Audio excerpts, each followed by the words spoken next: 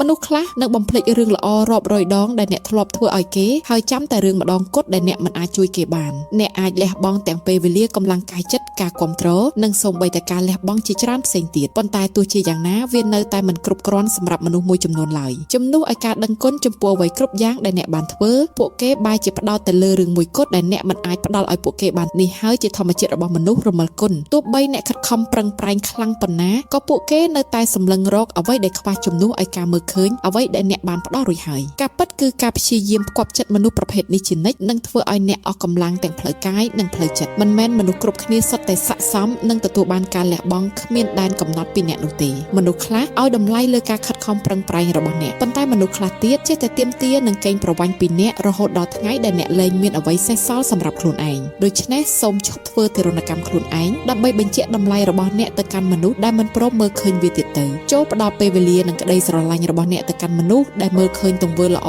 តូចតាចរបស់អ្នកមនុស្សដែលចេះនិយាយពាក្យថាអរគុណនិងមនុស្សដែលឲ្យតម្លៃវត្តមានរបស់អ្នកជំនួសឲ្យការចាំតែរាប់កំហុសរបស់អ្នកព្រោះមនុស្សដែលស័ក្តិសមនិងមិនចងចាំតែអ្វីដែលអ្នកធ្វើមិនបាននោះទេពួកគេនឹងចងចាំរាល់ទង្វើដែលអ្នកបានធ្វើចេញពីក្តីស្រឡាញ់និងភាពស្មោះត្រង់ខុសពីមនុស្សរមិលគុណដែលមើលឃើញតែអ្វីដែលពួកគេមិនទទួលបាន